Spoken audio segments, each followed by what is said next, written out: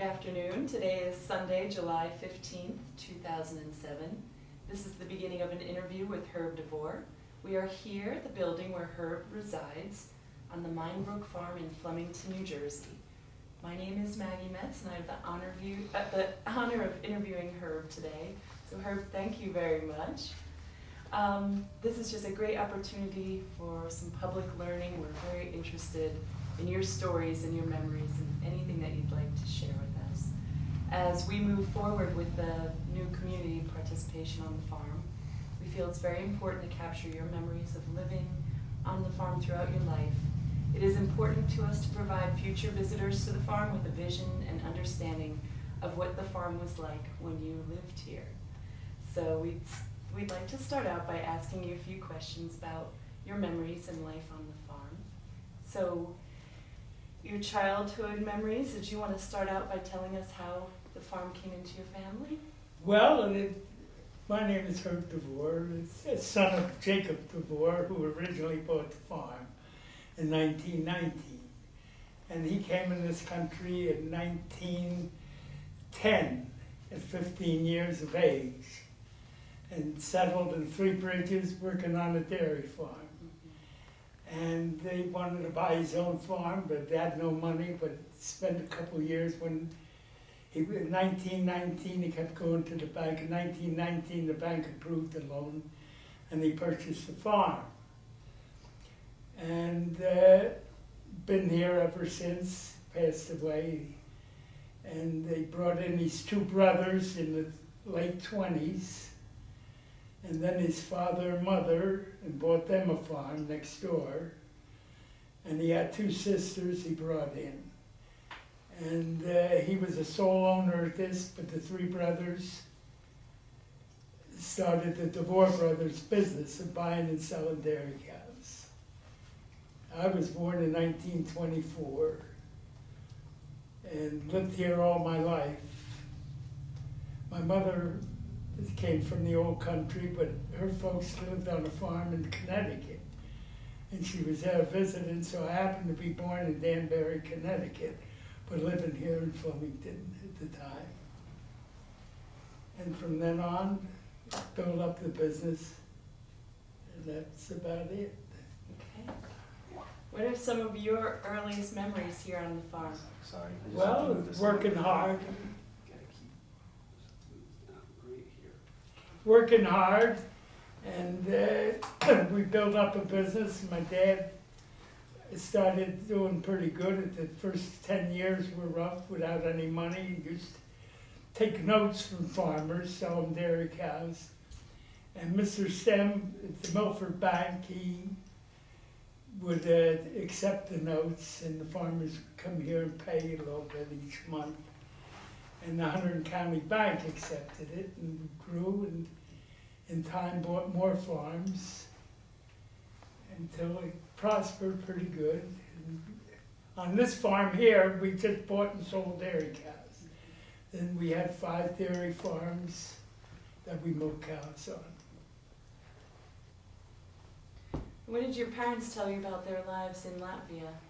Well, that they didn't know. I didn't know too much, really.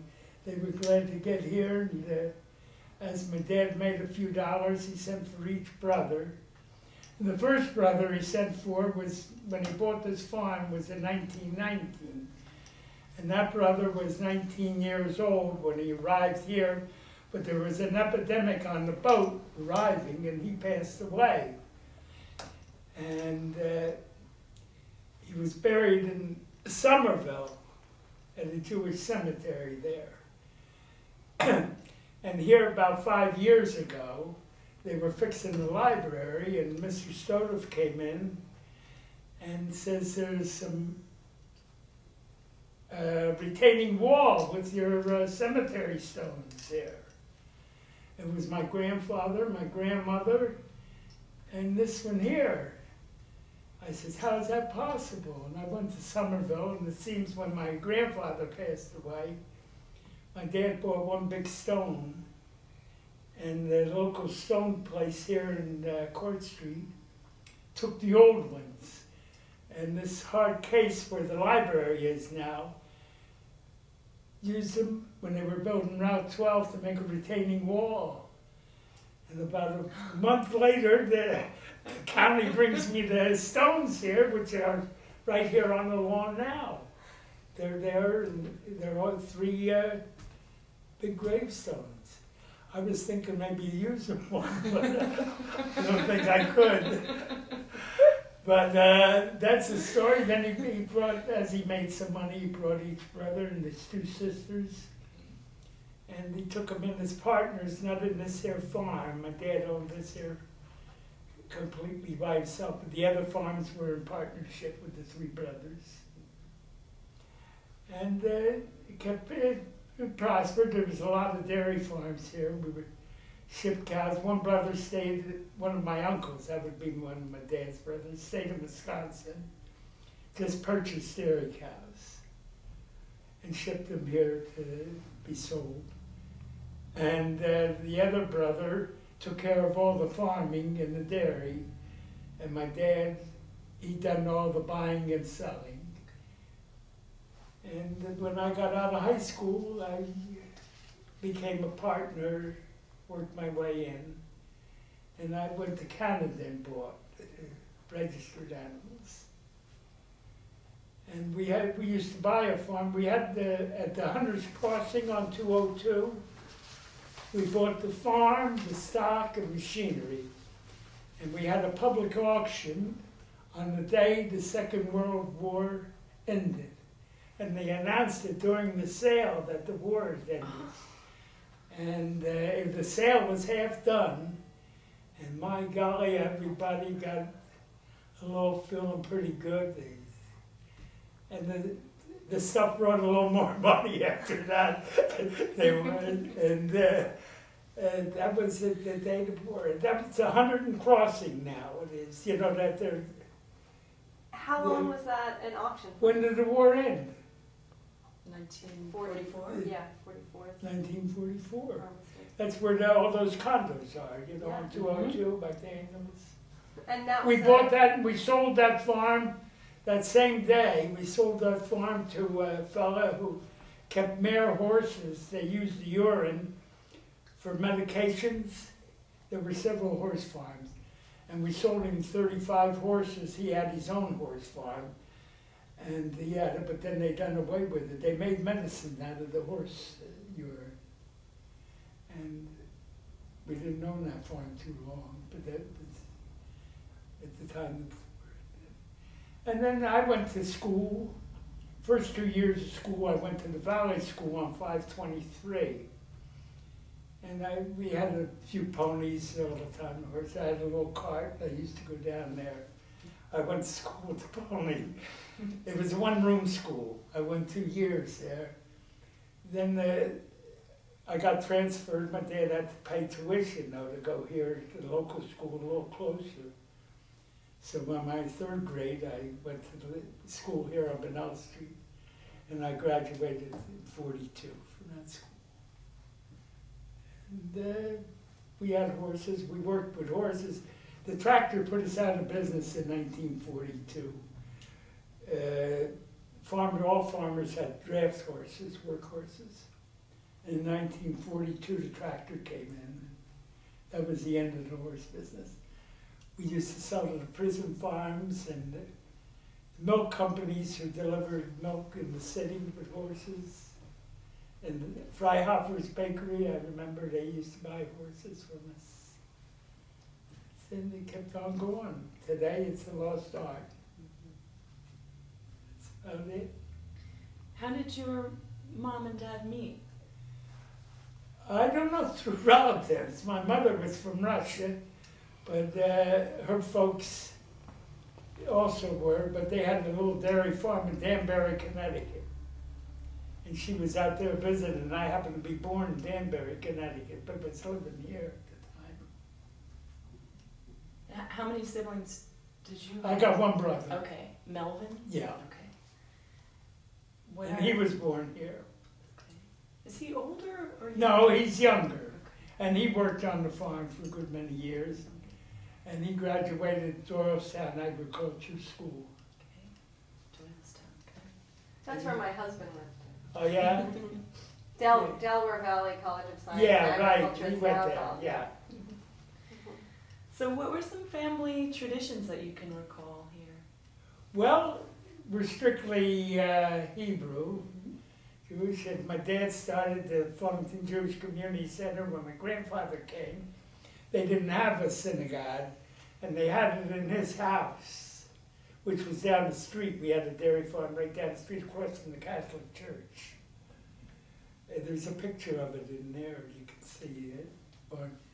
And from then they started a synagogue, but he started it. When he brought he was on the Orthodox side. So it was Orthodox? Orthodox Jewish, Okay. but then they became more or less conservative. Yeah. So religious observances around here, you had a Yeah, my community? mother kept strictly kosher home here. Okay. What were typical days like here on the farm for you as a kid?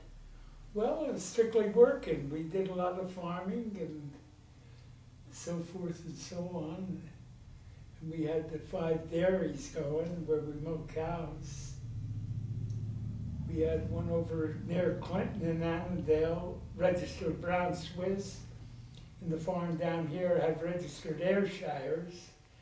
And the other 3 farms were all Holsteins. So you would go to school. Would you work on the farm before school or just Yeah, after school? mostly after school. And then when I got out of high school, it was full time. We always had a bookkeeper in the office.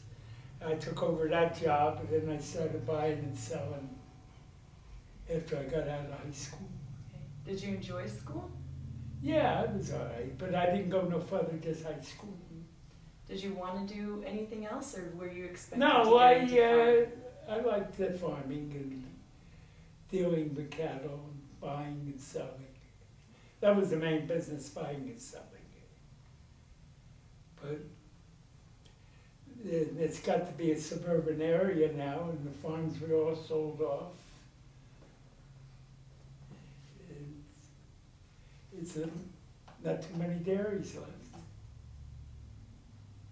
What do you remember about the Great Depression here? Not too much. I was kind of young then. I remember the Lindbergh trial. That was during it. Route 12 was built in the early 30s, right after the Lindbergh trial. I can remember they got a permit to land the airplanes. We had that field where the Paradise Golf is now, and Route 12 wasn't there. And there was one big field right up to Mine Street. And the reporters would come in with the airplanes. And there was 4 different airplanes landing there. It was a big time then. They used to get out. And I remember my grandmother and grandfather would give them coffee there as they get out of the airplanes, and they would walk to the courthouse from here. And there was a lot of big times then. And Route 12 come and they took all this property from us here. Circle. In the municipal building, which was lately. Was the family business affected much by the Great Depression, or? Well, everybody was affected, yeah. But the farmers then, everything was done. You sold a cow, you would get a promissory note from the farmer, to have a copy, and the farmer would come here, renew it, pay $10 on it. It was mostly all honest, but they didn't have too much. But we were hard up for money. As soon as we got a note, we had to run to the bank and take it, get the cash. But we were responsible not to endorse it. And they kept on going that way. And that's what it was. My dad worked on the farm in 3 Bridges. The first cow he bought, he sold to a farmer who passed away several years ago at 100 years of age by the name of Lou Sugden on Cools Road. And he made a couple dollars with that cow. That's when he decided he wanted to buy this farm. And he spent about 1.5 years going to the bank every month trying to get the money to finally got it. That's it. from then on. And he helped a lot of farmers, and it was in the 60s and 65 when a lot of Hollanders came out here. And we helped them buy farms, and we gave them a lot of cattle. They were good dairymen. And things got too high here, so most of them went up to Vermont and settled. That's the story on that. You mentioned your grandparents came out. Did your father bring your grandparents? My father brought them all. Mm-hmm. My dad came out first, he was 15 years of age. And he sent for his brothers, then he sent for his two sisters. And as he again made a little money, then he sent for his mother and father, and he bought them the farm right next door here, where the houses are, right across from the church. And he helped to buy that farm. And he was real orthodox, my grandparents. And they milked cows, and after a while they turned the farm over to my dad. I wanted to ask a couple of questions about your mom and just how she kept the house. Well, she was a homemaker. She didn't do any farm work. And the sister-in-law, the brother-in-law of my dad, he worked for my dad, and they lived here for a little while. And then the hired help, we had a lot of hired help as time go to take care of the dairy.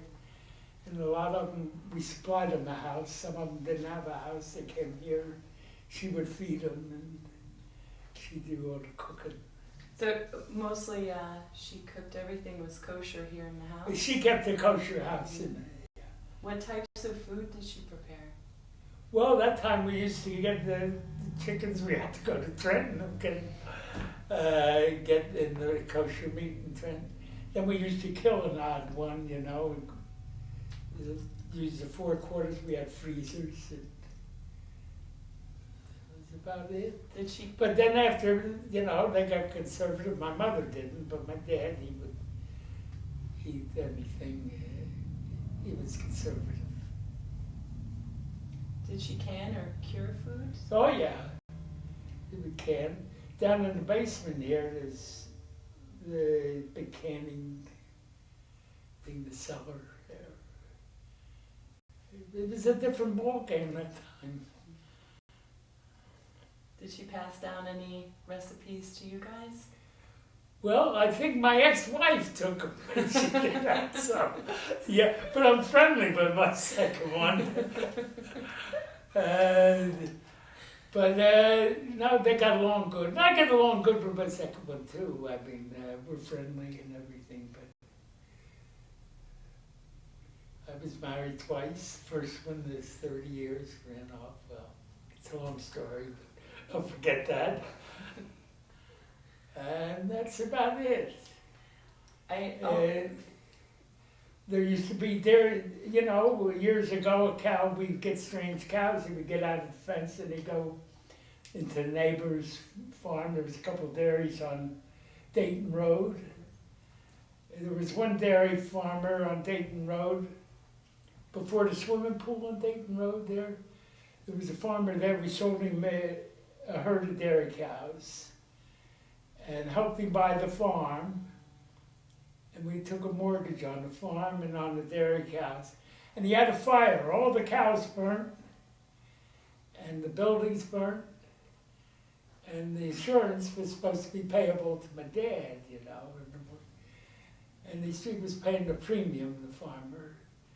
And it just so happened the insurance company says it wasn't worth that. They refused to pay. We had a hell of a time. Went to court. And after that, we wouldn't insure nothing unless the insurance company would say that they'd be responsible for that. We lost quite a bit of money with that one. But that's the way it was. But the cows used to get out and go on farms. Today, Rowden Township has an ordinance. If a cow gets out, you're fined. Or a horse gets out. And the neighbor is suing you. That's why I don't have no cows here. I have some bought in the country. And the farmer keeps it till I sell them, not too many. But today, I'd like to keep them here. They let me use them at it. But hell, one gets out, I get fined.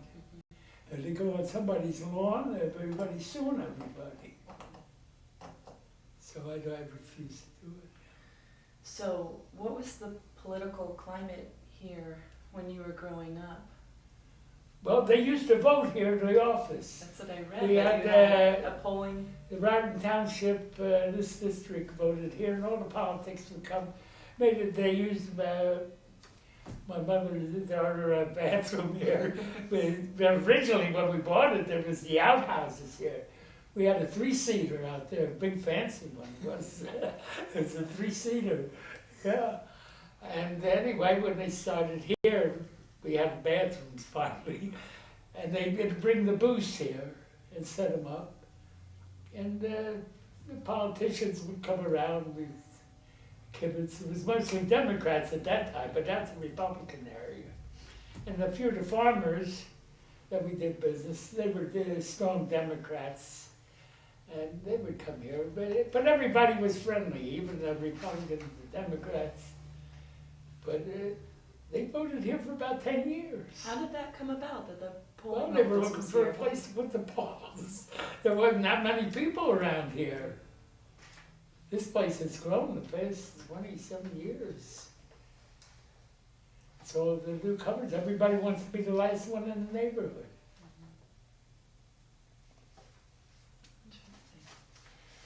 So what can you tell me about the farmhands that were here? Well, some of them would stay on. I had one of them rents my house down here. He was with me 60 years. Another one I just put in a nursing home. He was a kid here. He was here 65 years. And some of them, but there was no problem. They'd come, if they leave, the next day you got 5 of them wanting the job. There was no problem to get help with them days. Today you can never do it. Did you house any of them here? Or? No, not too much here. We had houses, the tenant houses. Each farm had a house. We made a couple family houses out of them. And yours was right down the street? There was 2 of them there, and there's one where my daughter lives, it's there.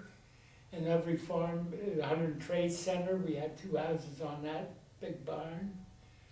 Every farm had a house or 2 on it. And the health, that was part of their wages. Giving them a house. And your mother cooked for them too? No, sometimes? they did their own cooking, thank God, no. But sometimes for here, day help or something. She would. And years ago, you used to have these hobos go around, up the railroad, they would stop it. She would always feed them, there would always hobos come in, ask them for something to eat. But everybody seemed to be honest. But here we sold draft horses, and farmers used to come. We used to test them. We had wagons and pull wagons. And at the Flemington Fair, we entered them in pulling contests. It's a different life. What were some hard times here that you can remember on the farm? It was Hard times here. well, work. A lot of hard work. But it was good, clean, honest work. But today, it's a lot easier, with the new equipment and milking machines. We used to get cows in from Wisconsin and Canada. They had to be milked by hand. We didn't use machines on them. And when my dad first went to Wisconsin to ship cattle here, he didn't have too much money, and he rode in the boxcar with the cows, right in the boxcar. It took 3 days, you had to unload them. The law said I think it was 20 hours they had to be unloaded. And he would unload them in Chicago. And you talk about the Depression. And he would have, some of the cows were milking, some were dry. And he slept in the boxcar, right with the cows, and he would milk them. And the people would be lined up, and he would give them the milk. They would have jars in it. He filled it up with the jars. well, unloading the cattle and milking them. I remember that. That was during the Depression. And that was in Chicago. They had to be unloaded. They were coming from Marshfield, Wisconsin, and they had to be unloaded twice. But for about 4 years, he rode the boxcars with the cows. Because, you know, if you lose a cow, it meant the whole profit on everything. He borrowed all the money to get a load of cows. And he went out there with the train.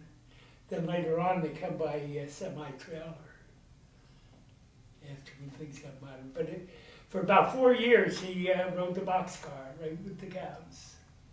Milk them, fed them.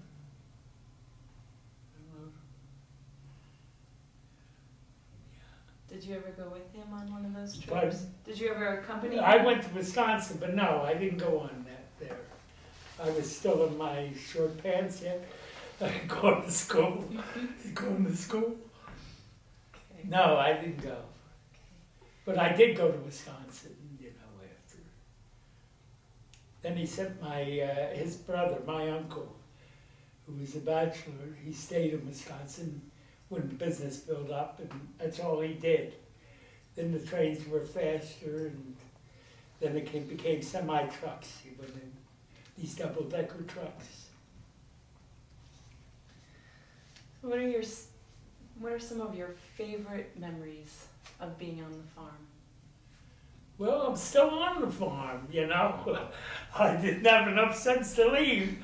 I'm still here, and I enjoy it, but it isn't like it was, you know. We're not doing no farm chores or nothing. But it was a good life, yes. A healthy life. It's something different every day. The farmers would come here. We had a lot of farmers. They would come every day, shoot the bull on rainy days. Our office was packed with farmers. And they would come in, they would buy a cow. It was always trade. They would get rid of one cow cow. We would take them, then we would take them to the stockyards in Jersey City. Like the used cars, take them in trade. And that's the way it worked. It eventually built up a trade. But the first several years were hard, you know, when he first bought the farm and brought his folks over, and his brothers and sisters. Had to bring them over one at a time. He didn't have enough money to bring them all in one shot. But everything turned out pretty good. What were the crafts and trades here? We have to sync the audio once more. Okay. What were some of the crafts and trades here on the farm? I read about blacksmithing, tool Oh yeah, making. when we had a load of horses we used to get the draft horses from Iowa. Every February, my dad and his brother would go to Iowa, and they would buy draft horses, that's work horses.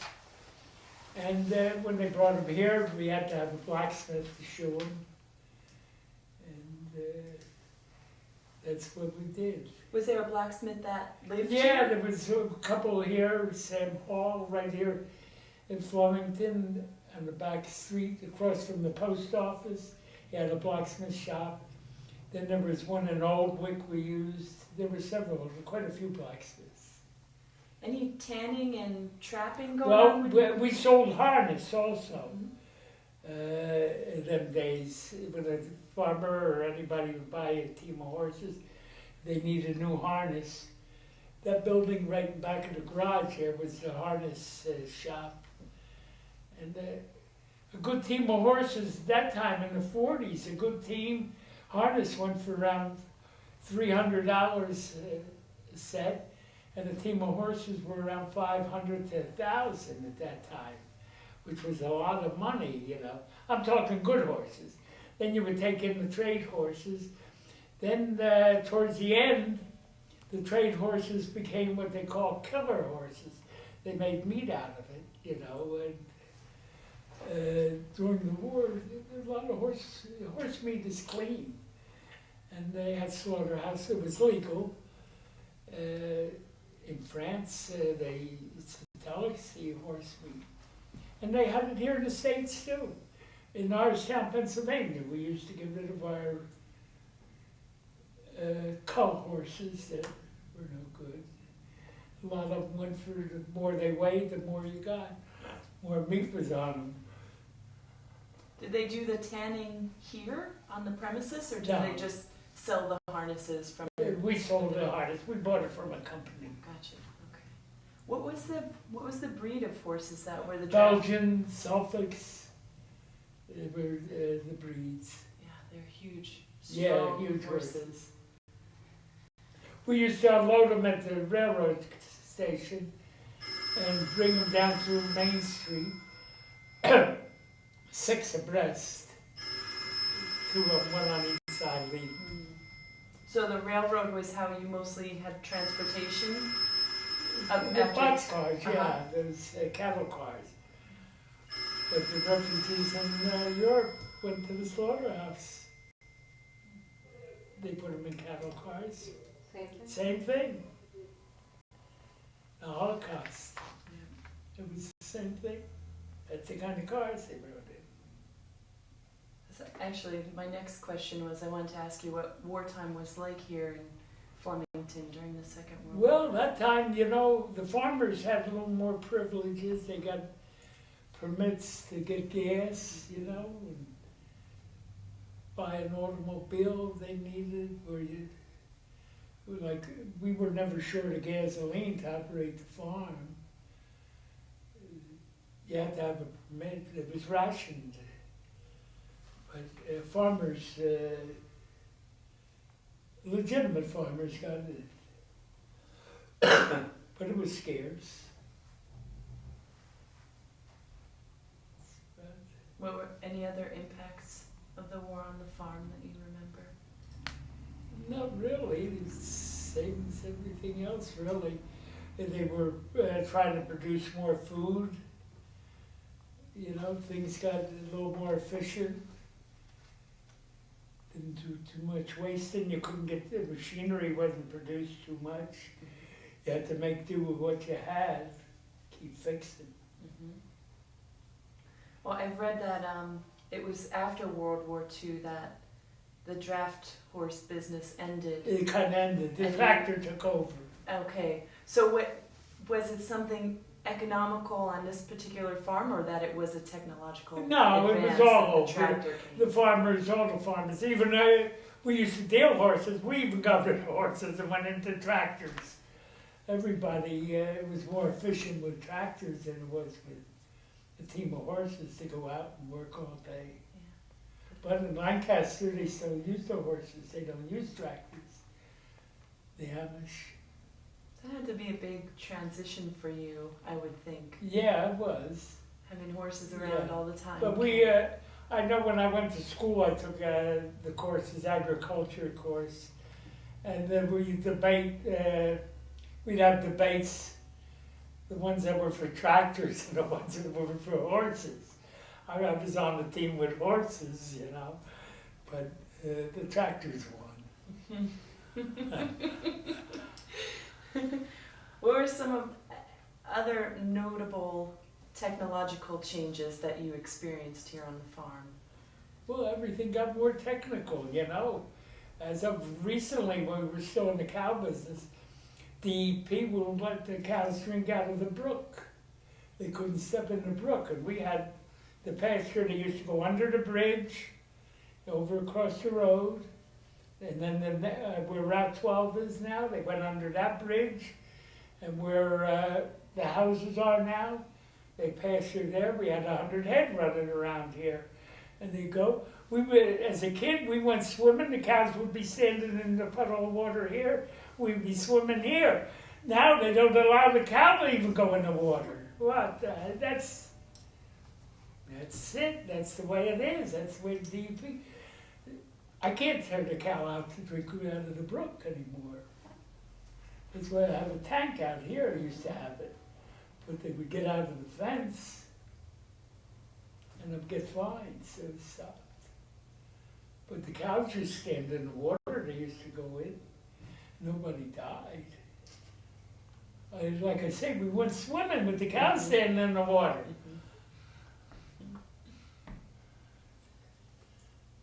What was it like to take over this farm with your brother Melvin? Well, that's what it been pretty rough, you know. Everybody had a job. My dad was buying and selling. I was buying and selling. And there's my uncle. He was taking care of all the dairies, and the other one was shipping the cows. When they passed away, and my dad passed away, it left me to do, and I was doing the bookkeeping on top of it. I couldn't. It's pretty hard to handle, and I got rid of some just to pay in inheritance tax and so forth. It killed you. And I got rid of most of the land, but couldn't handle it. And then things got pretty rough. It was hard to get help. Nobody wanted to work on the farm, get up 4 o'clock in the morning to milk cows. That's what it was. And they didn't have no pensions, you know, a farm worker didn't have pensions. But New Jersey, this area is pretty well off finished for dairy farms. Right now, we would have 100 head running around here. Going into the brook.